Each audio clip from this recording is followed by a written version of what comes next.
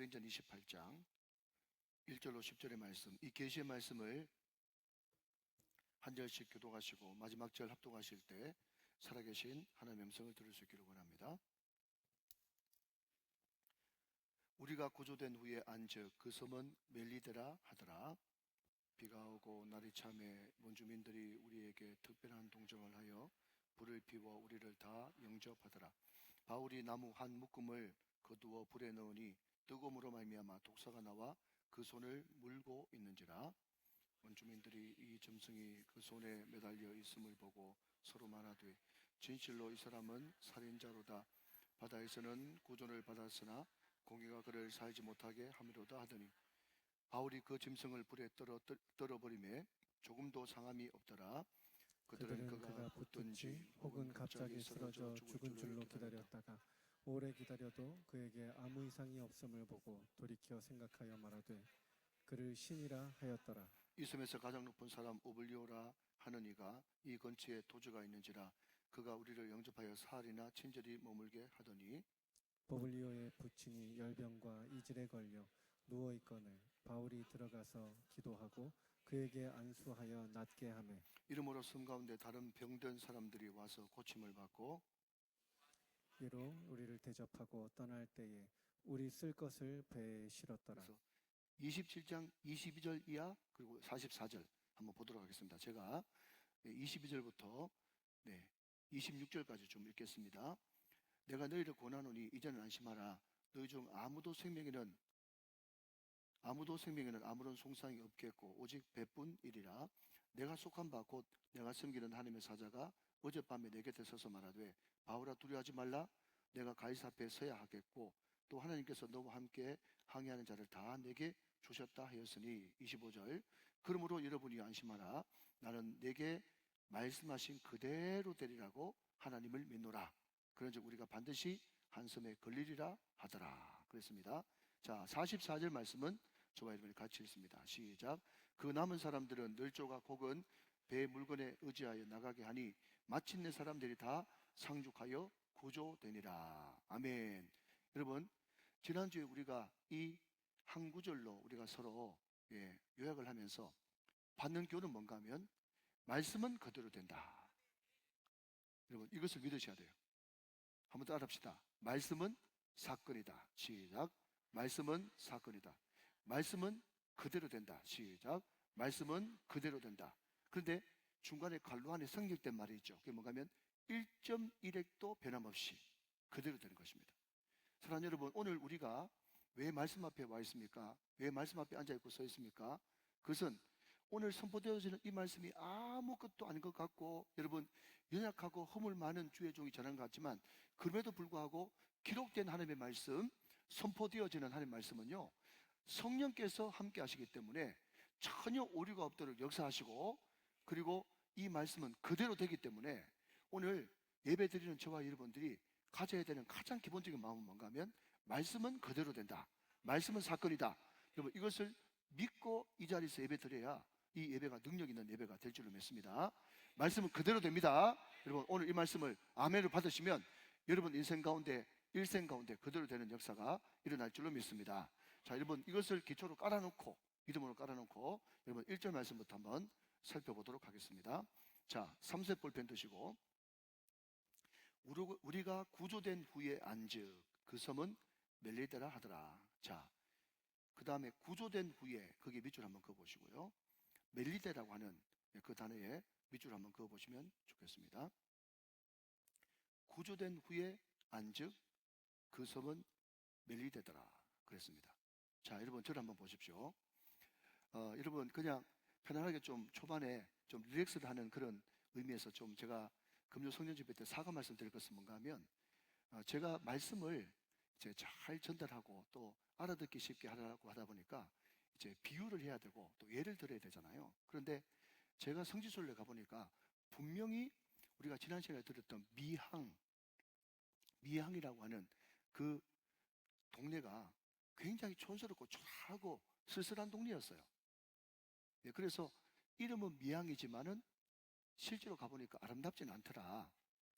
이것을 좀 더 효과적으로 설명하기 위해서 제가 분명히 말씀드렸잖아요. 제가 아는 밑자 들어가는 집사님이나 권사님 중에 이쁜 사람들이 많다고 제가 여러 번 말씀을 드렸어요. 그리고 또 그때 당시 제가 설교할 때는 눈에 아무것도 안 보였어요. 그래서 누가 참석했는지, 우리 김빈숙 권사님이 참석했는지, 우리 손미경 권사님이 참석했는지, 우리 이미경 집사님이 참석했는지 저는 그때 안 보였어요. 그래서 그냥 이야기 줘라고. 키포인트는 뭔가 하면 미향이 아름다운 밑자를 썼지만 아름답지 않더라. 가보니까 쓸쓸하더라. 촌스럽더라. 그 이야기를 하는 겁니다. 혹시 그 말씀을 들으면서 그 뒤에 말씀은 하나도 안 들리고 은혜가 안 됐고, 또 그리고 마음에 시험든 분이 계시다면 심심한 사과의 말씀을 드리면서 이해해 주시면 대단히 감사하겠습니다. 자, 한 번 더 따라합시다. 말씀을 들을 때 오해하지 말고 이해합시다. 오해와 이해는 새것 차이지만 하늘과 땅 차이입니다. 아멘이시죠? 네, 오해하면요, 말씀을 오해하기 시작하면 은혜가 하나도 안 돼요. 근데 이해하면 은혜가 된다는 거예요. 자, 여러분, 그 사도 바울이 이제 배를 타고 이제 출발을 해가지고 이제 로마로 가는데 말이죠. 큰 유라굴로라고 하는 광풍을 만났습니다. 광풍을 만났는데, 그런데 어디로 떠내려 가가지고 사도 바울이 구조되었어요. 여러분, 사도행전은요, 사도행전뿐만 아니라 많은 성경은 계속 어떤 결정적인 이야기를 할 때 항상 1절이 중요하지 않습니까? 그 1절에 보면 말이죠, 그 1절의 사건 배경을 이야기할 때 무엇으로 시제를 쓰는가 하면 항상 수동태로 쓴다는 거예요. 수동태로. 수동태 반대말은 능동태죠.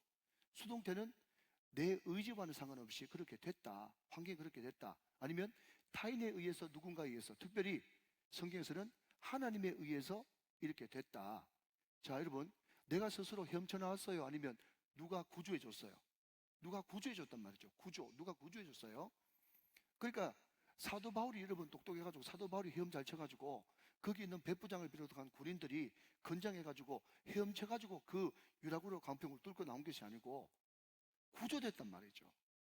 여러분, 이 구조를 다른 말로 바꾸면 구원받았단 말이죠.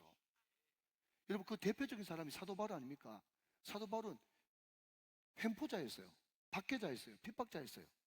그대로 놔두면 지옥 맨 밑바닥에 가가지고 심판을 받아도 크게 받아야 될 사람이 사도 바울이에요. 그런데 예수님이 찾아오셨어요. 그리고 예수님이 건져주셨어요. 구원해 주셨어요. 그게 다 뭡니까? 수동태란 말이죠. 하나님에 의해 은혜 받고 은혜의 일을 입고 구조되고, 여러분, 작정되고, 이게 다 우리의 인생이란 말이죠. 자, 여러분, 어차피 제가 밑에 들어가는 분으로 이야기했으니까, 자, 우리 육성구 장로님 한번 생각해 보세요. 우리 권사님하고 결혼할 줄 알았어요? 몰랐죠? 그죠? 자, 그러면 한번 물어봅시다. 우리 장로님, 우리 권사님이 이상형이죠? 제가 이런 이야기 하면 이제 집에 가서 부부싸움 나는 거예요. 이게 무슨 이야기인가 하면요, 많은 사람들이 소실적에 철없을 때 말이죠, 모델 같은 남자 찾고, 뭐 그냥 소위 말해가지고 탤런트 영화배우 같은 여자 찾고 그래가지고, 그죠? 그 찾으려고 눈 뻘겋게 쳐지지만 나중에 꼭 모델 같은 남자 찾는 여자 보니까요, 아저씨 같은 사람 만나서 결혼하더라고. 아저씨 같은 사람. 그런데 그때 사람들이, 아이고 네 모델 같은 남자 찾을 때 알아봤다, 그냥 얼굴이 20대가 아니라 50대네. 근데 여러분, 놀라운 것은, 여러분 말은 끝까지 들어봐요. 한국말은 끝까지 들어봐야 돼요. 근데 처음 만났을 때 20대 후반이 50대 같이 보였던 그 아저씨가 말이죠, 60대 돼도 50대 같이 보이네. 원래 처음부터 늙은 얼굴은 잘 안 늙어. 그리고 나중 되니까 말이죠, 그 신앙의, 그 인품의, 그 능력에, 여러분 얼마나 그 사람이 정말 끝내주기 좋은 사람이었던지, 나중 되니까 한 50대 넘어가고 60대 넘어가니까 네 같은 신랑이 어딨냐고 하면서 모든 사람들이 더 부러워하는 그런 사람이 됐단 말이죠. 여러분, 그런 사람이 한둘입니까? 그러니까 사람 끝까지 가봐야 돼. 무슨 이야기인가 하면, 여러분, 우리가 이상형으로 생각했던 사람하고 결혼하지도 못했어요. 여러분, 내가 가지고 싶었던 직업 갖지 못했어요. 내가 가고자 했던 환경 가지 못했어요. 여러분, 저라고 소위 말하는, 여러분, 군대만 엘리트 코스가 있는 게 아니라 목회자들도 다 엘리트 코스가 있더라고. 그 가보니까 그 큰 교회 목사님 아들 또 큰 교 장로님 아들, 돈 많은 장로님 아들 보니까요, 그냥 이렇게 가고 저렇게 가고 저렇게 가가지고 큰 교 부임받아가고, 그게 엘리트 코스가 있더라고. 군인이 여러분 육사를 나와가지고 JSA 가고, 여러분 육대 가고, 여러분 전방 갔다가 참모 갔다가 뭐 이렇게 해가지고 결국 장군 타고 별 달고 다 코스가 다 있어. 이게 세상 이치야. 모르면 말고. 그런데 여러분, 그런 엘리트 코스를 안 가도 하나님께서 순간순간 주님께서 좋은 사람 만나게 하시고, 그 뒤에 보지만 특별한 동정을 받게 하시고, 여러분 주님 안에서 만나게 하시고, 그래서 수많은 만남을 통해 가지고 우뚝 서는 그런 사람들이 많다는 거죠. 사랑하는 여러분, 그렇기 때문에 우리는 주님만 의지해야 되는 겁니다. 주님만 바라봐야 되는 것입니다. 왜냐하면 우리는 철저하게 우리 뜻대로 우리 생각대로 되는 것이 아니라 수동적인 인간이고, 우리는 반사체이기 때문에 그렇고, 우리는 작정된 인간들이고 구조된 사람들이기 때문에 우리는 우리 스스로 계획을 내려놔야 된단 말이죠. 다시 한 번 더 이야기합니다. 우리 교회는 DTS 하는 교회니까요, 기도할 때조차도 하나님 이미 가지고 있는 생각, 이미 가지고 있는 기도 제목 다 내려놓습니다. 생각과 기도 제목까지라도 다 내려놔야 돼. 그리고 다시 한 번 더 주님 앞에 어떤 걸 가지고 기도할까요 하면서 기도 제목조차도 묻고 듣고 순종하면서 주님이 이 시간에 하기를 원하시는 그 기도를 해야 되는 것입니다. 그게 주님께서 원하시고 효과적인 중보기도 원칙인 거예요. 믿으시면 아멘. 자, 근데 여러분, 기가 막힌 것은요, 멜리데라고 하는 이 섬의 이름이요, 피난처입니다. 얼마나 여러분 기가 막힌 우연을 가정한 필연입니까? 사도 바울이 자기 힘대로, 자기 주장대로, 자기 생각과 그 머리대로 마음대로 움직이려고 할 때는 핍박자요, 회방자요, 폭행자였는데, 예수께 완전히 붙들려 가지고 산전수전 공궁전 다 겪고 난 다음에 마지막 여러분 소원의 한 곳으로 들어가 보니까 거기가 피난처 되시는 예수님이란 말이죠. 여러분, 저와 여러분도 똑같은 건 알겠습니까? 우리가 구조되어서 피난처 되시는 예수님의 품에 안겼습니다. 여러분, 이것만 생각해도 눈물이 펑 나는 거죠. 펑 나는 거죠. 얼마나 감사한 줄 모른다는 거죠. 자, 한 걸음 들어가서 여러분 2절 말씀, 비가 오고 날이 참에 원주민들이, 자, 여러분 꼭 이야기할 것은, 여기 원주민들이라고 하는 이 단어가 옛날 바뀌기 성경에는요, 토인들이 이렇게 돼 있었어요. 토인. 왜 그렇게 번역했는지 모르겠지만, 그래서 저는 사도행전 처음 읽을 때 토인이라 그래가지고요, 어떤 생각했는가 하면, 죄송합니다, 그냥 제 선입견이니까 그냥 이해하고 들으십시오. 흑인인데 그냥 코에 뼈다귀 이렇게 그 뚫고 있는 줄 알았어. 근데 그게 아니고, 여러분, 그 지금의 레바논이 그 두로와 시돈 아닙니까? 근데 그 사람들을 좀 다른 말로 페니키아인이라고 불러요. 페니키아인. 그 사람들이 해상 무역을 하는 사람이라 가지고 굉장히 고급스러운 문명을 가진 사람입니다. 근데 여러분 알다시피 어떤 세계의 주도국이 되어지면 자기가 모든 것이 중심이고, 그죠? 옛날에 중국이 자기들이 중심이고, 우리 그 조선 아니면 고려는 오랑캐라고 불렀잖아요. 예, 동쪽의 오랑캐 말이죠. 그렇게 불렀단 말이에요. 다 주변인, 외부인, 뭐 미개인 이렇게 불렀단 말이죠. 예, 그런데 이 사람들이 페니키아인이에요.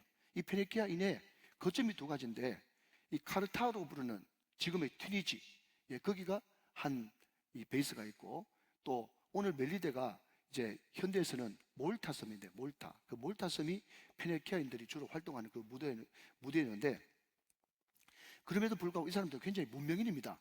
젠틀하고요. 또 그 뒤에 여러분 나오는 그 내용을 요약해 보면 아싸란 사람들이었어요. 경상도 말로 아싸란 사람들이. 그렇지만 유대인들 입장에서 볼 때는 이 사람들은 이방인이고, 또 로마, 그 당시에 중심이었던 로마 사람들 볼 때는 이 사람들은 외지연이 있기 때문에 그냥 성경에는 원주민들이라고 그렇게 했지만, 이 사람들이 우리가 생각했던 것처럼 그냥 뼈다귀 코에 걸고 있는 그 사람이 아니란 말이죠. 이해되십니까? 그래야 이제 뭔가 이제 배경이 풀리는 거예요. 자, 비가 오고 날이 찼습니다. 자, 여러분, 우리가 이 28장을 읽어보면서 잔소리 같이 해서 죄송한데 27장을 잊어버리면 안 되는데, 이 사도 바울이 뭐라고 얘기했습니까? 지중해 바다는 겨울이 나기가 힘들고, 그리고 유라굴로라고 하는, 이게 바람 이름, 태풍 이름이 아니고 동풍, 북풍 이렇게 이야기하지 않습니까? 동풍, 북풍이 섞여가지고 부는 바람에 큰 쓰나미 가치가 됐다 이렇게 말했기 때문에 그때 지중해 겨울 바다는 힘들어요. 예, 그러니까 비가 오고 날이 찼다라고 하는 것은 이 겨울철의 지중해 바다를 이야기를 하는 겁니다. 그 원주민들이 우리에게 특별한 동정을 하여 불을 피워 우리를 다 영접하더라 그랬습니다. 특별한 동정을 베풀었어요. 자, 여러분 그 전에 우리가 지도를 먼저 한번 보도록 그렇게 하겠습니다. 자, 지도 한번 보시면, 네, 지도가 준비됐을까요? 네, 여기 멜리데 섬입니다. 자, 여러분 우리가 지난주에 27장을 바라볼 때 그냥 통통배를 타고, 그죠? 통통배를 타고 그 완행으로 그냥 그 주변에 갔다가 이제 그게 무라라고 하는 저기서 이제 미국 가는 큰 배를 타고 이제 이동하기 시작해가지고, 그죠? 그리고 미항이 있고 베넥스가 있고 가던 길에 이제 난파가 된 겁니다. 난파가 됐어요. 자, 중요한 것은요, 이런 생각 한번 안 해보셨어요? 바다라는 것이 말이죠, 물론 해류가 있기 때문에 이쪽으로 갈 수밖에 없었지만 하나님이 인도를 하지 않고 또 제멋대로 갔으면 저 반대편으로 갈 수도 있었잖아요. 무슨 말인지 알겠죠? 그러니까 로마 쪽으로 가는 것이 아니라, 멜리데 쪽으로 가는 것이 아니라 저 반대쪽으로, 이쪽으로 갈 수도 있었단 말이죠. 얼마든지 가능성이 있지 않겠습니까? 그런데 그 사람들이 14일 동안 배가 난파를 당해가지고 그냥 파도를 만나가지고 꼼짝달싹 못했는데 14일 동안 뺑뺑이 돌아가지고 해도 없고 별도 없고 구원의 영광마저 없는 그 와중에서 흘러 들어가가지고 어디까지 가는가 하면 멜리데, 지금의 몰타 섬까지 갔단 말이죠. 그런데 기가 막힌 것은, 저는 지도 보면서 제가 느낀 것은 뭔가 하면 멜리데 섬에 갔는데 그게 결국 로마로 가는 그 방향이었고 지름길이었다는 말이죠. 이해되시면 아멘. 그러니 여러분, 제가 시작 서두에 어떤 기도를 했는가 하면, 어떤 깊은 바다에 심해어라고 하는 깊은 바다에 사는 고기가 있는데, 여러분 그 심해어가 숨을 못 쉬고 죽어버리면, 자 생각해 보십시오. 심해어가 숨을 못 쉬고 죽어버리면 바다가 썩겠죠. 따라오고 있습니까? 바다 썩으면 사람을 살 수 있습니까? 사람 못 사는 거예요. 그러니까 여러분, 다 이 모든 것들은 다 연관되어 있는 거예요. 사람만 잘 살고 여러분 그냥 물고기나 가축은 죽어도 괜찮다, 이건 없는 거예요. 다 연결되어 있는 하나의 죽음이다. 그렇기 때문에 우리 예수 믿는 사람이 환경이라는 것을 생각을 해야 되는 거죠. 너무 바깥으로 나가지 말고. 근데 환경 이야기만 하면 또 이제 자유주의라고 이야기하니까 참 답답하게 그지없어요. 아무튼 여러분, 밑에 심해어가 죽으면 바다가 썩기 때문에 다 죽는 거예요. 그러면 심해어가 안 죽고 어떻게 살 수 있는가 했더니요, 학자들은 다 뭐라고 이야기합니까? 태풍, 해일, 내지는 폭풍우, 허리케인, 쓰나미. 우리가 생각할 때는 너무나 큰 자연재해고 그런 것이 이 땅에 없었으면 좋겠다 생각하는데, 그 태풍이 불어가지고 바다 밑까지 아래 위로 한번 확 섞어주지 않으면 밑에 심해어, 바다 밑에 깊숙이 사는 고기가 다 죽어가지고 바다 섞어가지고 다 죽는다니까요. 사랑하시는 여러분, 아멘 하시기 바랍니다.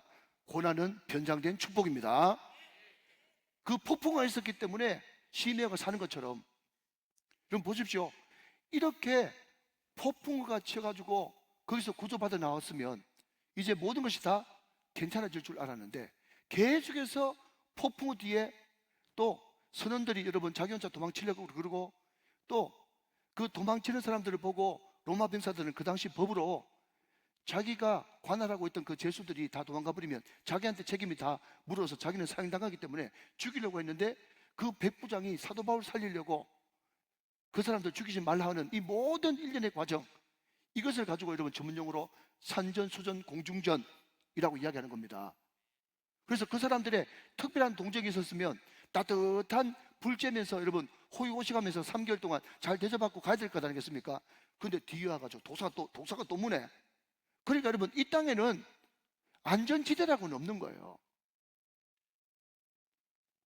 그런데 마음속에 왜 내 인생은 편안할 날이 없노? 하나님이 내 편안한 꼴을 못 보시나? 그게 입방정을 뜨는 거예요. 사랑하는 여러분, 다사다난하면 하나님께서 지금 급하게 쓰시려고 속성 과정으로 준비시키는 줄로 믿으시기 바랍니다. 그래서 그 모든 것을 겪은 다음에는 말이죠, 정말 하나님께서 귀하게 쓰는 그릇이 되어 하나님 앞에 쓰임 받는 거예요. 인생에 어차피 안전지대는 없습니다. 사도 바울이 여러분 그 다음에 또 폭풍우를 만나면 잘 견딜 만하겠죠. 이제는 폭풍우의 연단이 아니라 독사가 와서 문다니까요. 이 말을 여러분 바꾸고 말하면 뭔지 아십니까? 똑같은 형태의 고난이 없단 말이죠. 또 다른 고난이 온단 말이죠. 그렇기 때문에 어떤 사람이든지 고난의 장사가 없어요. 그렇지만 여러분, 야고보서는 이야기합니다. 너희가 여러 가지 시험을 만나거든 온전히 기쁘게 여기라. 그게 여러 가지 시험이라고 하는 이 단어를 원어로 바꾸면 형형색색의 시험, 이런 뜻이에요. 그러니까 여러분들이 어떤 고난이 왔었을 때 요거 버티면, 요거 끝나면 그 다음에 이제 모든 불행은 끝나고 행복 계속 펼쳐지겠다 생각하지 마십시오. 원래 고난은 연타로 오는 거예요. 왜? 성경이 그렇게 이야기했습니까? 성경은 여러 가지 시험을 만나거든, 그렇지 않습니까? 한 가지 시험이라고 이야기 안 했어요. 여러 가지 시험이에요. 우리 생각 가운데 여러 가지 형형색색의 다른 시험, 사도 바울 이야기하자면 폭풍의 시험, 또 이런 사람이 배신하는 거, 여러분 또 독사에 또 물리는 거, 여러 가지 형형색색의 시험이 있단 말이죠. 그때 온전히 기쁘게 여기고 주님을 의지하며 나가면 여러분, 어떤 사망도 어떤 괴롭히는 것도 너 사망아, 너 쏘는 것이 있느냐, 떠나가고 평지가 될지어다. 그런 은혜가 있을 줄로 믿습니다. 자, 여러분, 이제 큰 틀을 이야기했습니다. 다시 한번 말씀드리면 사도 바울이 폭풍으로 만났는데 그럼에도 불구하고 하나님의 놀라운 섭리에 의해서 그 풍랑 인연하에서 더 빨리 가는 역사가 나타났어요. 그게 하나님이 붙잡는 인생의 특징이라는 겁니다. 폭풍을 만나도 로마를 향해서 더 빨리 가는 역사가 일어난다 하는 거죠. 자, 그런데 자, 여러분 들어보십시오. 한번 생각해 보십시오. 물론 물에 빠져가지고 물에 빠진 생쥐처럼 초라한 모습이지만 그럼에도 불구하고 여러분, 배에서 270명이 거짓 몰골을 하고 나타났어요. 그러면 그 원주민들이 해양민족, 그죠? 그 사람들이 페니키아 민족인데 전쟁을 못한 사람들이 아니에요. 원래 배 타는 사람들이 여러분 사나운 사람들 아니겠습니까? 그러면 얼마든지 인간적으로 따지자면은 그 276명 마치 이런 물에 빠진 생쥐 모양으로 나오면 그 사람들이 왁 덤벼들어가지고 다 처형할 수도 있고 다 잡아서 고문할 수도 있고, 그죠? 얼마든지 안 좋은 쪽으로 하는 것이 더 정상적이겠죠. 그런데 이 사람들이 그 276명, 예를 들면 한 27명 정도만 온다면, 10명 정도 온다면 위협을 안 느끼니까 그 사람들 얼마든지 특별한 동정을 베풀 수 있다고 쳐요. 여러분, 성경 안으로 한번 들어가 보셔야 됩니다. 여러분, 입장을 바꾸는 거 한번 생각해 보셔야 돼요. 그런데 270명이나 떼거지로 왔어요. 그러면 그 사람들한테 다 특별한 동정 베풀기가 쉽다, 안 쉽다? 안 쉽다. 무섭다고 그래요. 무섭단 말이죠. 그런데 특별한 동정을 베풀어 줬어요. 그 누구 때문인지 아세요? 사도 바울 때문에. 사랑하는 여러분, 자부심 가지십시오. 예. 여러분 직장 왜 잘 되는가 하면요, 여러분 때문에 그래요. 근데 이거는 제가 할 소리지 여러분 할 소리는 아니에요. 예. 그렇지만 자부심을 가지십시오. 하나님은 믿음의 사람 한 사람 때문에 얼마든지 그 배를 살릴 수 있고 그 회사를 살릴 수 있다. 그런 생각이 여러분 성도의 마땅히 가져야 될 자부심이고 아이덴티티입니다. 그러니까 여러분 보십시오. 사도 바울 입장에서 보면요, 인간적으로 보면 얼마나 고소합니까? 왜요? 11절 말씀에, 27장 11절 말씀에 어떤 말씀이 나오죠? 그 백부장이 사도 바울의 말보다 선정과 선주의 말을 더 믿어요. 그때 판단 작업 잘못하는 바람에 이 사단이 났죠. 그러면 여러분, 사도 바울은 얼마든지 그 백부장을 원망하면서 봐라 내 말대로 됐지 하면서 원망하면서 그렇게 말 안 들은 이유, 이렇게 실패한 이유, 실패한 원인 분석하면서 막 서로 원망 불평할 수 있겠죠. 그게 무슨 여러분 생산이 있습니까? 그게 무슨 비전과 꿈이 있어요? 그러니까 여러분, 이 말은 무슨 말인가 하면요, 여러분들이 바른 말을 하고 여러분들이 올바른 대화를 내는데 그 사람들이 내 말을 안 믿어주고 그 내 말을 채택 안 해줘가지고 내가 염려하고 걱정한 대로 잘못 굴러갈 수 있다니까요. 그때 여러분, 그때가 중요한 거예요. 그때 내 말 안 들으니까 한번 봐라 하면서 원망 불평하면서 분석하면서 따지면서 여러분 부정적인 이야기를 하면 그게 무슨 하나님의 은혜가 임하겠습니까? 그때 여러분 다시 한번 더 자부심을 가져야 되는 거예요. 이렇게 실패하고 완전 바닥을 쳐도 그러나 그럼에도 불구하고 여러분 모든 주도권이 이제 한 앙상한 죄수에 불과했던 사도 바울에게 넘어오면서 사도 바울이 영적 주도권을 잡지 않습니까? 위기의 그 순간 영적 주도권을 잡고 여러분 공동체를 세워 일으키는 비전의 사람, 꿈의 사람, 긍정의 사람, 믿음의 사람, 아멘 할 때까지 희망의 사람, 선포하는 사람, 기도의 사람 다 되시기를 주님의 이름으로 축원합니다. 자, 여러분 특별한 동정을 베풀었어요. 여러분 한번 생각해 보십시오. 사도 바울은 백도 없습니다. 사도 바울은 지금 아무것도 할 수 없는 죄인의 신분이에요. 오늘 저를 비롯해서 많은 사람들이 어떨 때는 내 신세가 너무 초라하다고 약고 죽을 때가 많이 있어요. 제가 참 부끄러운 고백이지만 정말 여러 해 동안 무슨 일만 생기면 제 마음속에 스물스물 나도 모르게 올라오는 게 우리 아버지가 장로만 됐어도, 여러분 여기서 여러분 들어보셨죠? 그죠? 우리 아버지가 장로만 됐어도, 우리 엄마가 권사만 됐어도, 그런 얘기가 계속 생각이 되어지는 거예요. 그 열등감이거든요. 그런데 여러분 제가 보니까 만남 중에 가장 좋은 만남은 믿음의 사람들과의 만남이더라고요. 믿음 안에서 만나니까 나하고 아무 상관이 없어도, 자 여러분 한번 대답해 보십시오. 자기가 바울을 비롯해서 그 제수들 다 놓치면 이 백부장은 죽는다니까요. 자기 고국 돌아가도 죽는 모습이에요. 스스로 자기를 해야 돼.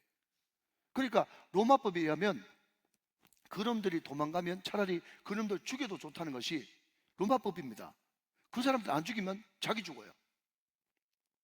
자, 이만큼 설명했으면 됐고 묻습니다.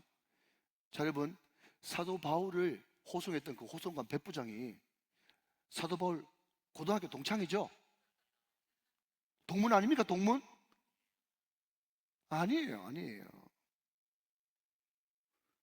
여러분 여기에 그 멜리데 섬의 그 추장 말이죠. 이 사람이 자기 친척입니까? 아닙니다.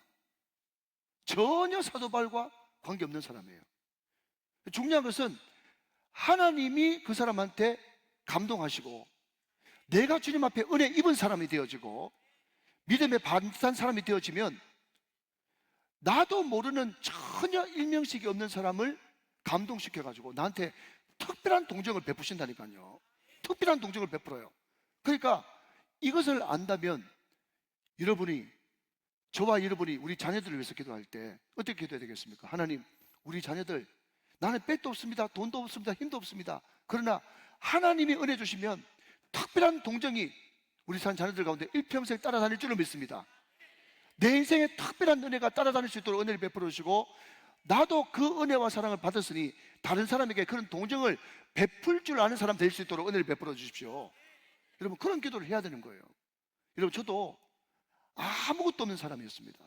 그런데 만나는 목사님들마다 사랑해 주시고 길 열어주시고 추천해 주시고 막아주시고 용서해 주시고 용납해 주시고 이런 수많은 특별한 동정 때문에 여러분 여기 서 있는 거 아니겠습니까?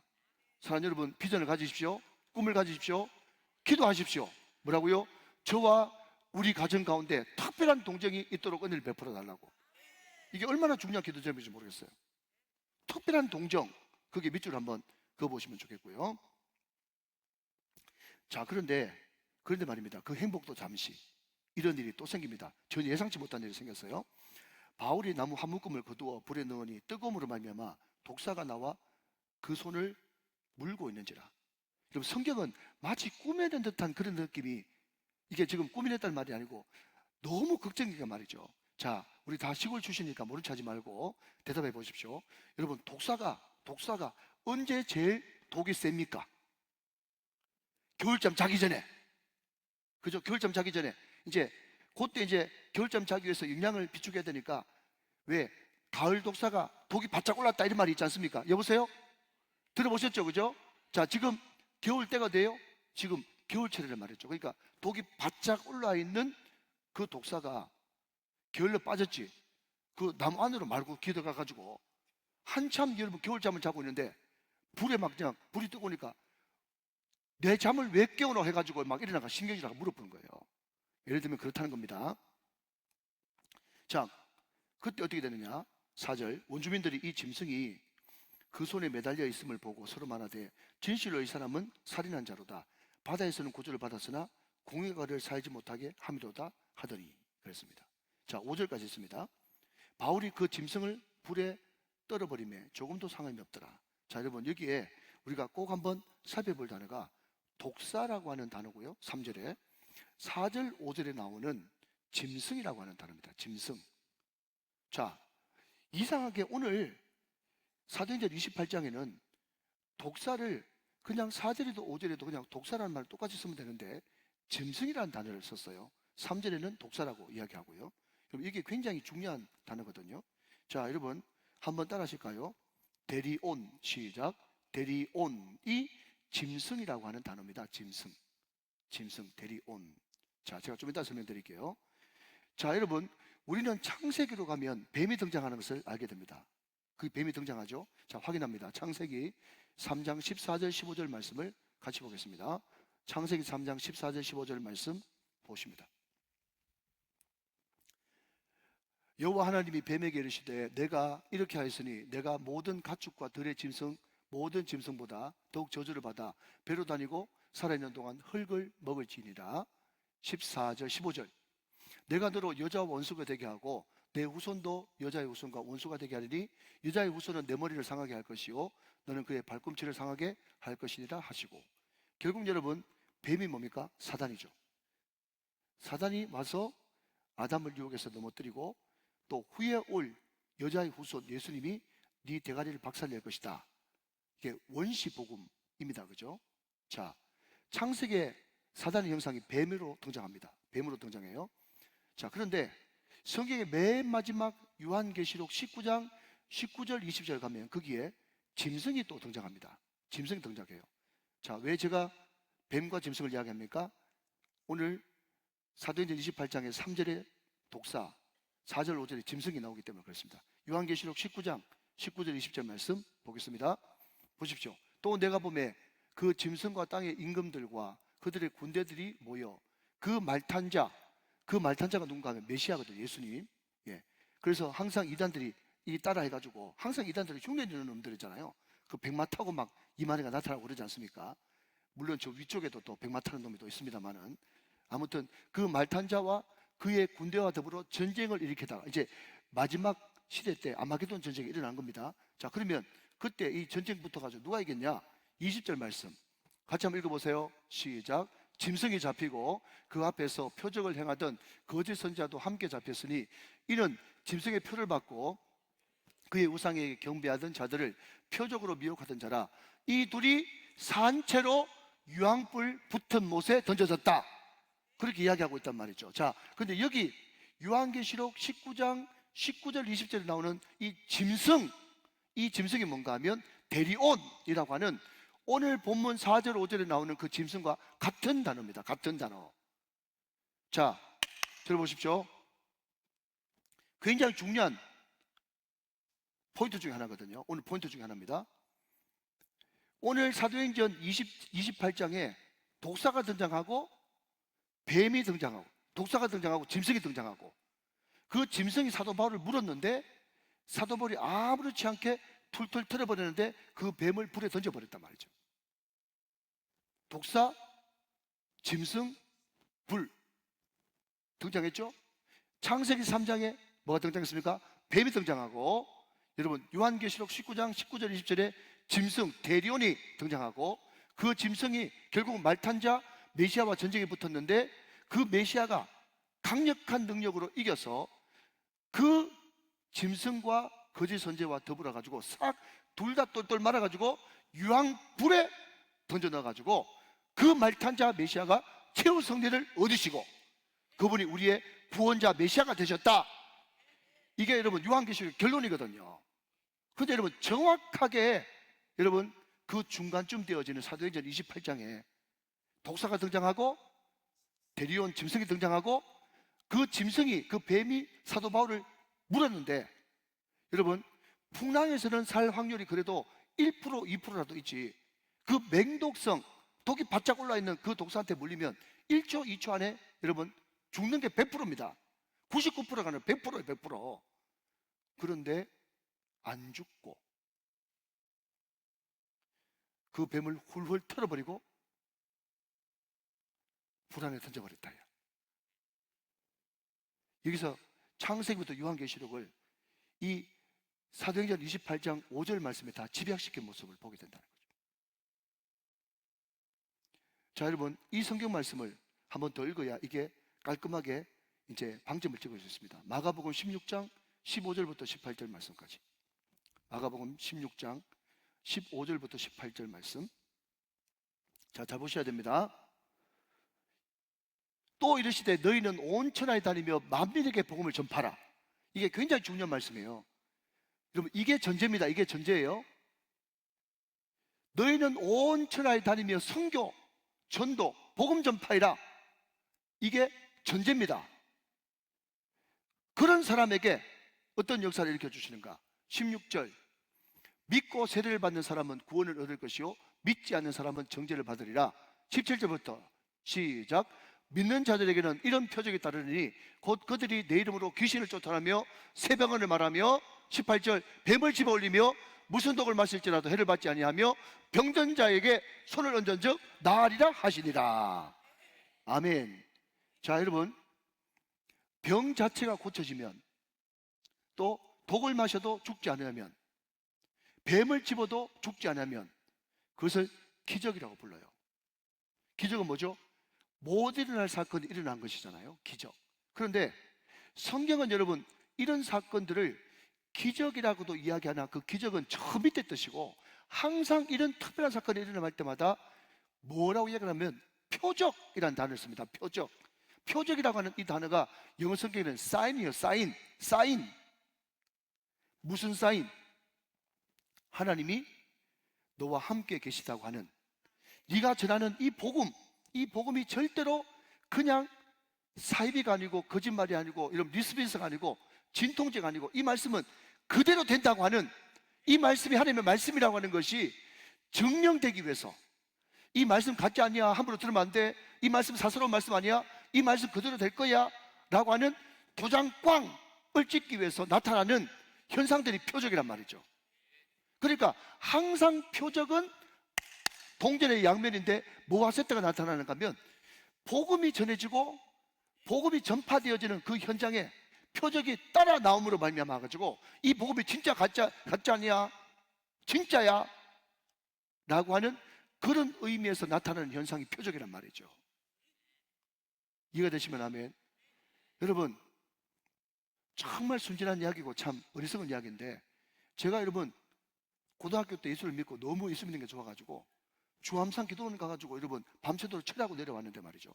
철하고 내려왔는데 어떤 부작용이 생겨가면 너무 기도하고 자아가 충전하니까 기차가 지나가는데 내가 나사렛 예수 이름으로 명하노니 멈춰라 그러면 기차가 멈출 것 같더라고. 근데 기차가 안 멈춰.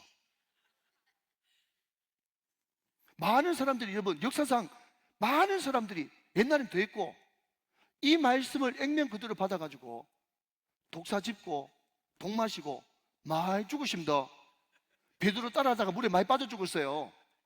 그러니까 여러분 이것은 기적을 위한 기적이 아니란 말이죠. 자기 그냥 은혜 받은 거 테스트하는 게 이게 아니란 말이죠. 여러분 분명히 오늘 성경을 잘 보십시오. 마가복음을 뭐라고 얘기하는가 하면요, 믿는 자들에게는 이런 표적이 따르리니 그랬어요. 믿는 자들에게는. 여러분 이것을 두 가지로 제가 설명할 게 많지만, 목사에게는 이런 표적이 따르니 아닙니다. 또 하나, 시험하는 자에게는 이런 표적이 따르니 아닙니다. 잘 들으셔야 돼요. 너무 중요한 말을 지금 하고 있어요. 다시 한번, 이런 표적이 따르는 것은 믿는 자들이에요. 목사 아니에요. 여러분 40일 금식기도 하는 사람 아니에요. 믿는 사람. 여러분에게도 이런 역사가 나타납니다. 근데 아멘만 하지 말고, 그러면 믿는 사람인데 어떤 믿는 사람? 때를 얻든지 못 얻든지 내 삶의 현장에서 복음 전파하기로 결정하는 사람에게 이런 표적이 따른단 말이죠. 이 말씀이 가짜가 아니라는 것을 표적을 통해서 보여준단 말이에요. 그리고 여러분 제가 아까 방금 말씀드렸던, 그죠? 옛날에 무식하던 사람들, 여러분 신앙이 제대로 안 돼간 사람들, 그냥 하나님이 정말 그런가 싶어가지고 말씀을 한번 테스트 해보려고 그냥 뱀 잡고 이렇게 독 마시고 이런 사람 다 죽습니다. 왜? 그 사람은 믿는 사람이 아니라 무슨 사람이라고요? 시험하는 사람이거든요. 시험하는 사람에게는 이런 표적이 따르니 그런 말 없어요. 믿는 사람에게는 해요. 믿는 사람에게는. 사랑하는 여러분, 지금은 성경이 완성됐기 때문에 부인할 수 없는 사실은, 성경이 완성되어 있는 지역에 나타나는 표적과 아직까지 저 아프리카 오지나 여러분 저 땅끝에 가가지고 말이죠, 아직 성경이 번역되지 않고 무속이 횡령한 그런 데 가서 나타나는 표적은 차이가 많습니다. 인정하지 않을 수가 없어요. 왜냐하면 그 사람들은 성경을 다 몰라. 그리고 성경이 그 나라 언어로 다 번역되지도 않았어. 그렇기 때문에 메시지와 함께, 가장 기초적인 메시지와 함께 표적이 나타날 때 하나님께서 정말 살아계시는 거예요. 이 사람이 지금 증거하고 있는 이것이 정말 있구나라고 하는 그 표적을 통해서 복음이 전파되는 거예요. 무조건이면 결론은 복음입니다. 복음이 전파될 때 이런 표적이 나타나는 것이에요. 사랑하는 여러분, 우리가 착각하면 안 되는 것은 뭔가 하면, 분명히 우리가 읽었지 않습니까? 뭘 읽었습니까? 사도행전 27장 22절부터 26절까지 하나님께서 분명히 환상 가운데 나타나가지고 너 살 거야, 너 로마 가야 될 거야, 가이사 봐야 될 거야, 이 사람들 너희들한테 다 붙여서 상하는 배뿐이고 생명들 다 나한테 구원해줘서 그랬는데, 그럼에도 불구하고 잘 들으셔야 됩니다. 그 선원들이, 전문가들이 자기들만 도망가려고 구명보트 내려가지고 도망치려고 한 거, 사도 바울이 저 사람들 가면 우리 다 죽습니다 그랬더니 병사가 그 줄 끊어가지고 구명보트 그냥 떨어져 버렸죠. 아멘 하십시오. 그죠? 예, 다 있는 내용이잖아요. 30절 이하에 있는 내용이지 않습니까? 무슨 말인가 하면요, 여러분, 우리가 하나님의 은혜를 기다린다고 해가지고, 은혜를 기다린다고 해가지고 가만히 있는 게 은혜를 기다리는 게 아니에요. 그 사람이 정말 하나님의 은혜를 받는다면요, 최선을 다하는 거예요. 하나님께서 정말 성령을 통해서 우리에게 딱 맞는 은혜와 은사를 주시기 때문에, 여러분, 저는 고등학교 때 하나님 앞에 기도할 때 은혜 받으니까 이런 기도 나오던데요. 하나님, 저한테 공부 잘하는 은사를 좀 주십시오. 하나님이 여러분 학생 때는 공부 잘하는 은사를 주시는 거예요. 지혜와 총명의 은사를 주시는 겁니다. 그리고 여기 청년들 있습니다만은, 하나님, 저는 정말 아리따운 형제, 아리따운 자매를 기다립니다 라고 기도하고 하나님께서 내가 주리라 하면서 응답을 하셨는데, 정말 그 응답을 진짜로 제대로 받은 사람이라면요, 모양이 멋지게 하고 다녀야 돼. 터벅수세같이 하면 안 되고, 하나님 주셨다 한다 하면서 여러분 자기 전혀 안 꾸미고 다니는 그 사람은 못 받아요. 여러분, 기도만 하고 공부 안 한다? 그게 무슨 믿음이에요? 그러니까 여러분, 우리는 최선을 다해서 열심히 노력하고 최선을 다해서 준비를 해야 되는 겁니다.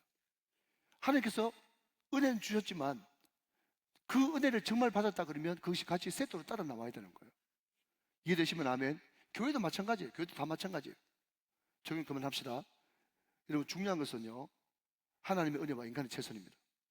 그것이 같이 가는 것이 너무너무 중요한 것이죠.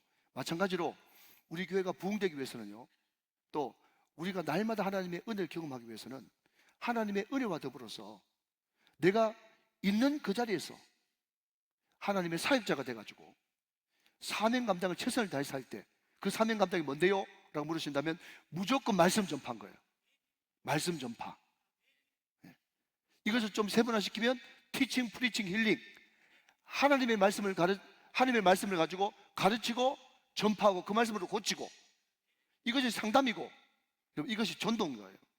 그렇게 되어질 때 그 말씀이 전파되어지는 그곳에 하나님의 기적 같은 역사가 나타나는 것이죠. 그런 은혜가 늘 넘치게 되시기를 주님의 이름으로 축원합니다.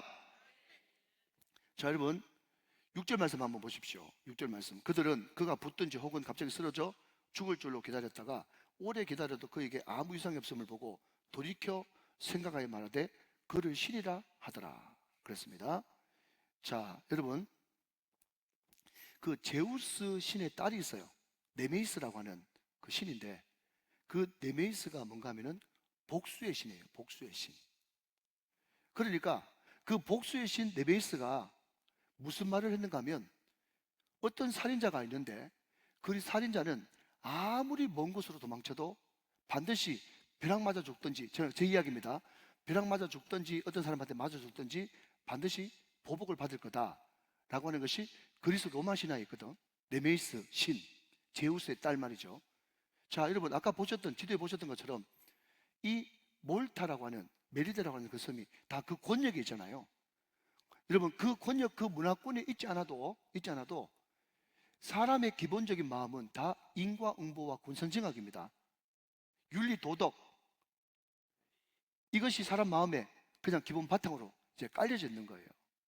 그러니까 여러분, 특별한 동정으로 그 사람이 동정을 했다가 갑자기 뱀에 물리니까 그 사람들이 당장 돌변해가지고 뭐라고 얘기하는가 하면, 저 사람이 바다 신한테는 어떻게 구원받은지 모르겠지만 그 복수의 신이신 네메시스가 여기에 작동해가지고 저 사람은 바다에서는 구원받은지 모르겠지만 뱀한테 물려 죽는구나.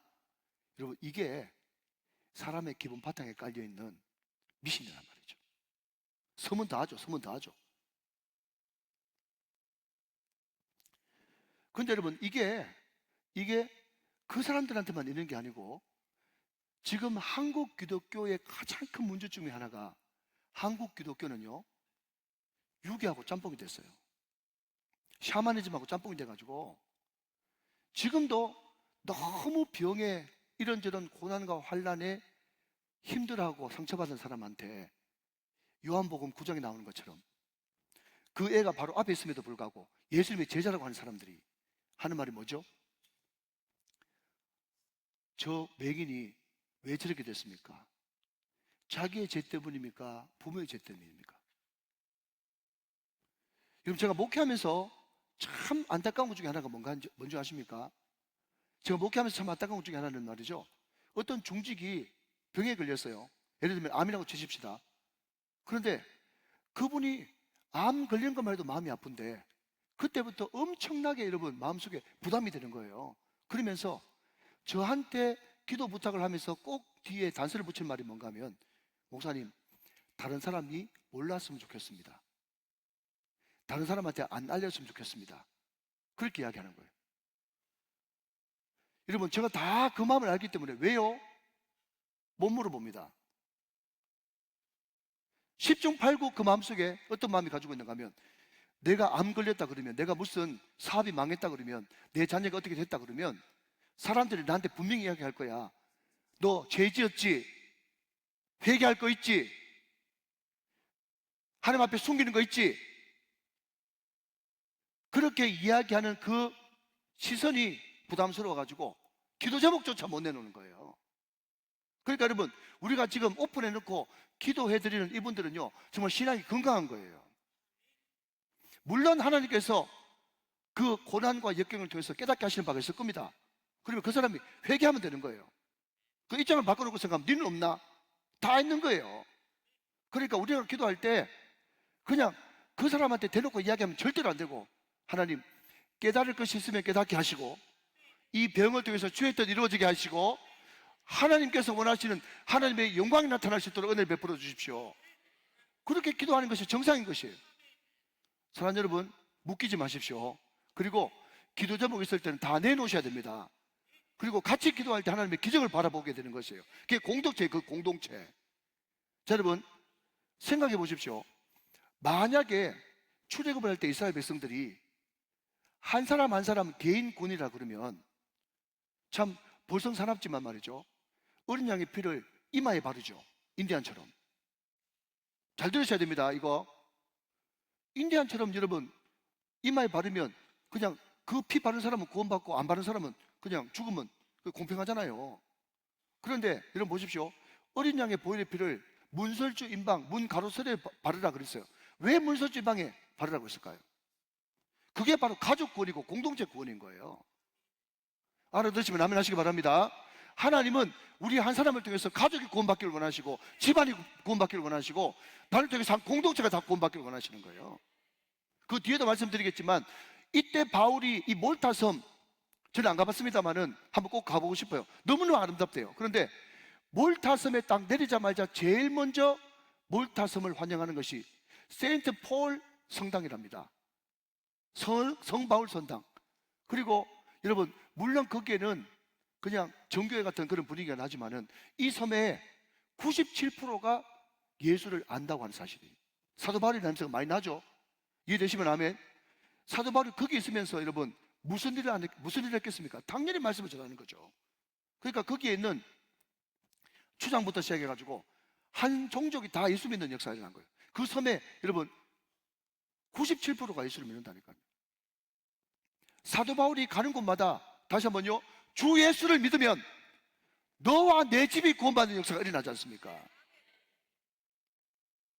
그러니까 그 가정에 찾아온 그 병, 또 사업적으로 힘든 것, 자녀 문제, 건강 문제, 이 모든 것들을 통해서 온 가족 식구들 다 변화시키려고 하는 하나님의 계획이 그 가운데 있는 것이죠. 사랑하는 여러분, 내놓으셔야 됩니다. 내놓으시면 고침받습니다. 하나님의 뜻이 이루어지고 맙니다. 절대로 내가 이 병을 내놓고 내 기도 제목을 내놓는다고 해가지고 사람들이 나를 어떻게 볼까? 여러분, 신경 쓰지 마십시오. 사람은요, 금방금방 바뀌지 않습니까? 오늘 성경도 이야기하지 않습니까? 금방금방 바뀌어요. 그래서 어떤 사람은 말이죠, 제가 물어보지도 않았는데, 그냥 여담입니다. 들으십시오. 내가 물어보지도 않았는데 저 앞에서 인사도 안 하고 가요.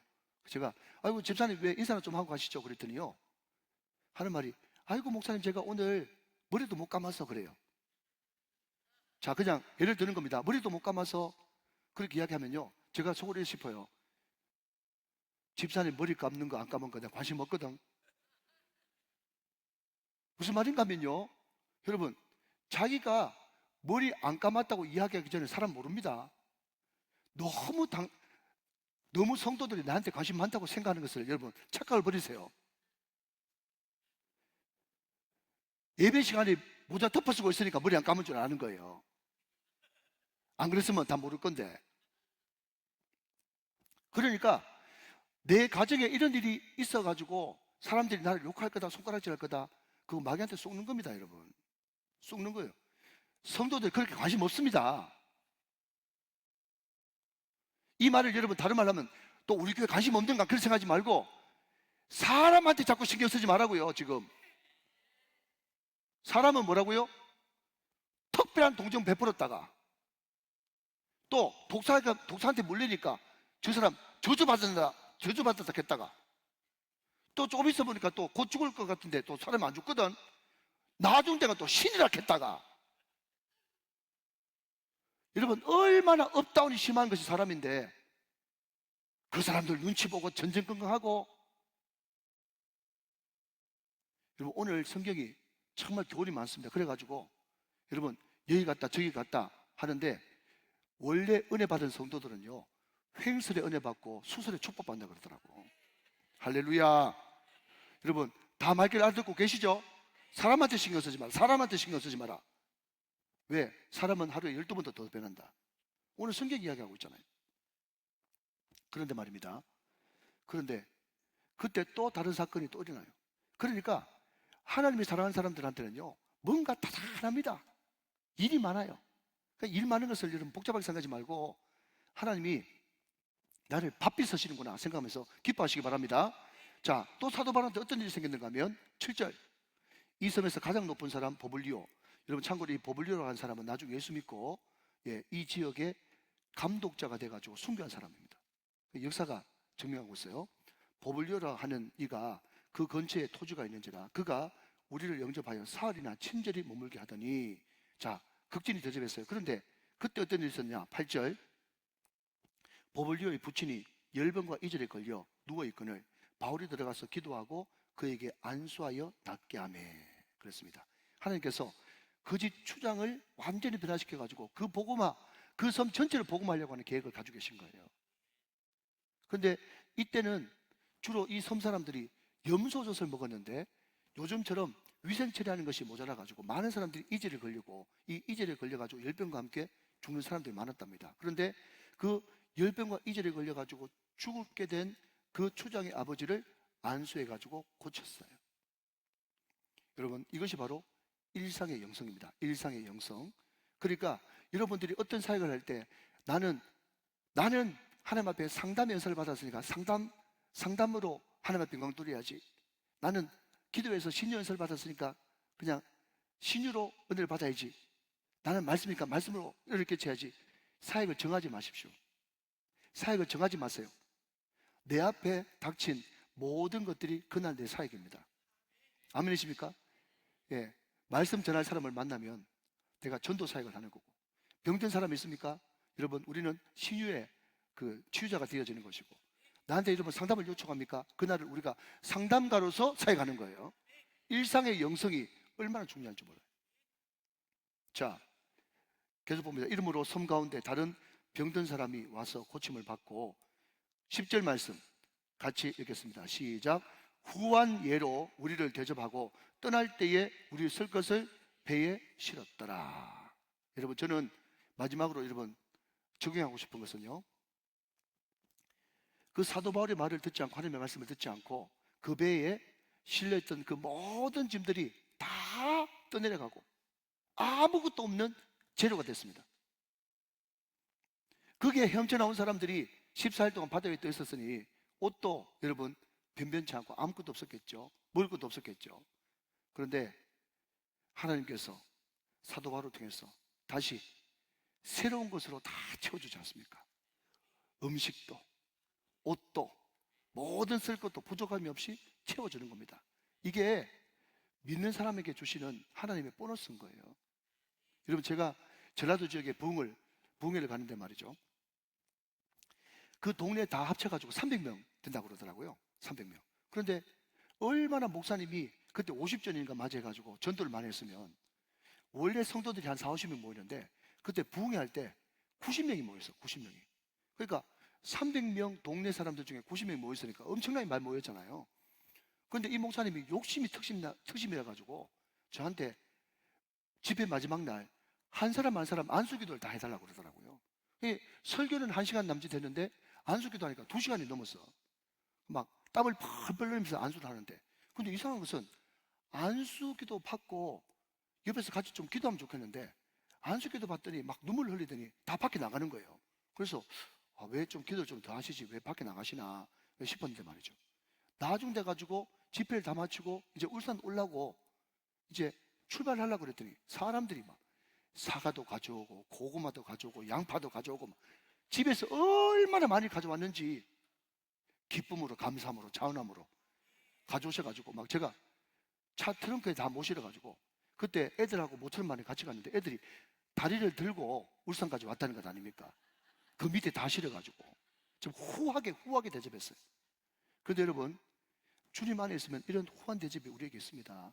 저는 이 이야기를 읽고, 이 구절을 읽고 마치고 싶어요. 자, 여러분, 요엘서 1장 4절로 한번 가보겠습니다. 요엘서 1장 4절 말씀.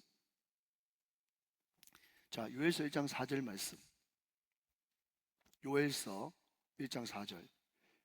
자, 이 요엘 시대 때 이스라엘 백성들이 하나님을 떠나고 하나님을 배반하고 우상 숭배하고 또 자기 멋대로 죄악을 저질렀습니다. 그때 하나님께서 그 백성들이 너무 안타까워가지고 어떤 징계를 내리시는가 하면 이렇게 이야기합니다. 팥중이가 남긴 것을 메뚜기가 먹고 메뚜기가 남긴 것을 너치가 먹고 너치가 남긴 것을 황충이 먹었도다. 여러분, 하나님은요, 자기 아들까지 아끼지 않고 우리를 위해서 내주신 분이기 때문에 자기 아들까지 죽이신 분이 절대로 우리를 포기 안 합니다. 어떤 사람들은요, 너무 순진해가지고 내가 팥중이가 와가지고 내 재산 다 날라갔으니까 요거 이제 액땜 했겠지 생각합니다. 순진한 생각입니다. 순진한 생각입니다. 절대로 그런 생각하지 마십시오. 하나님이 가만 안 놔둡니다. 여러분, 회개할 때까지 가만 안 놔둬요. 다시 한 번 더 1절 4절 띄워주시면 1절 4절 다시 보십시오. 자, 시작. 팥죽이가 남긴 것을 메뚜기가 먹고 메뚜기가 남긴 것을 너치가 먹고 너치가 남긴 것을 황충이 먹으리라. 하나님께서는요, 철저하게 회개할 때까지, 돌아올 때까지 싹 다 걷어가십니다. 하나도 안 남도록 싹 다 걷어가십니다. 간증집에서 흔히 보신 이야기죠. 자, 그런데 그럼에도 불구하고 하나님의 목적이 우리를 회개시키고 돌아오게 하기 위한 목적이기 때문에 우리 죽이려고 여러분 고난 주는 건 아니거든요. 그러니까 여러분, 신앙생활 어찌 보면 쉽습니다. 신앙생활 어렵지 않아요. 어떻게 하면 되는데요? 돌아오면 됩니다. 회개하면 됩니다. 돌아오면 됩니다. 회개하면 됩니다. 한 번 더, 돌아오면 됩니다. 회개하면 됩니다. 돌아오고 회개하면 어떤 일이 벌어지느냐? 마지막으로 요엘서 2장 25절 26절. 요엘서 2장 25절 26절 보겠습니다. 시작. 내가 전에 너에게 보낸 큰 군대 곧 메뚜기와 너치와 황충과 팥중이가 먹은 횟수대로 너에게 갚아주리니. 다시 한번요. 먹은 횟수대로 너에게 갚아주리니. 26절 시작. 너희가 먹되 풍족히 먹고 너에게 놀라운 일을 행하신 너희 하나님 여호와의 이름을 찬송할 것이라. 내 백성이 영원히 수치를 당하지 아니하리로다. 여러분, 이게 바로 회복이에요. 회개하면 회복된단 말이죠. 여러분, 오늘 이 메시지 가운데 가장 중요한 메시지는 뭔가 하면요, 메시아 되시는 예수님의 은혜가 아니고는 그 멜리데 몰타섬에 있는 사람들요, 다 미신 믿다가 자기 나름대로 우상 숭배하다가 사망의 음침한 곳에 묶여가지고 다 죽을 수밖에 없는 그런 사람들이에요. 그러니까 하나님은 얼마나 자기 변호에 능하신지, 사도 바울이 로마에 가야 되라, 로마에 가야 하리라. 여러분, 로마 가면 거기에 다 잘난 사람들, 최고 문명인 사람들 다 거기 있지 않습니까? 그러면 사도 바울이 이 멜리세셈을 거치지 않고 로마만 가면요, 그 복음이 어떤 복음이 되는가 하면 문명인의 복음, 잘난 사람의 복음, 똑똑한 사람의 복음, 많이 받은 사람의 복음으로 끝나요. 맞죠? 그 당시에 로마에 있는 사람 다 전 세계 중앙이었으니까. 그런데 하나님은요, 자기 변호에 얼마나 뛰어나신지 유라굴로라고 하는 광풍을 통해서 사도 바울이 전혀 의도하지 않게 멜리데라고 하는 그 섬에 가서 추장 아버지 고쳐주고 추장한테 복음 전하고 그게 3개월 있으면서 전 섬을 복음화 시켜가지고 사도 바울이 복음을 듣지 못했다면 흑암 가운데서 죽을 수밖에 없는 그 영혼들을 빛 가운데로 인도하고, 이 복음은 로마의 잘난 사람들만의 복음이 아니라 우상 숭배로 죽어가는, 사망의 그늘에 앉아 땅끝에서 죽어가는 비주류 멜리데 섬 사람에게도 꼭 필요한 복음이다. 우리에게는 모두 주님이 필요하다. 자, 이런 마지막으로 마태복음 4장 13절 말씀 읽고 말씀을 마치도록 하겠습니다. 자, 여러분, 마태복음 4장 16절 말씀. 마태복음 4장 16절 말씀 같이 읽습니다. 시작. 흑암에 앉은 백성이 큰 빛을 보았고 사망의 땅과 그늘에 앉은 자들에게 빛이 비추었도다 하였느니라. 여러분, 이것은 이사야에 있는 말씀을 인용한 것입니다. 흑암에 앉은 백성이 예수님의 큰 빛을 보았어요. 멜리데에 우상 숭배하던 그 사람, 흑암에 앉은 그 백성들이 큰 빛, 사도 바울이 전해주는 그 예수님의 빛을 보았고 사망의 땅과 그늘에 앉은 자들에게 빛이 비추었습니다. 한 구절만 더 봅시다. 죄송합니다. 골로새서 1장 13절, 정말 마지막입니다. 골로새서 1장 13절. 자, 읽고 마칩니다. 시작. 그가 우리를 흑암의 권세에서 건져내사 그의 사랑의 아들의 나라로 옮기셨으니. 그럼 이것이 바로 복음입니다. 우리를 흑암에서 빛으로, 사망에서 생명으로 옮긴 복음. 여러분, 이 복음을 듣든지 아니 듣든지 전할 때 거기에 믿는 자들에게 약속하신 표적이 나타나게 됩니다. 그런 은혜가 저와 여러분에게 충만하시기를 주 예수 그리스도의 이름으로 축원합니다.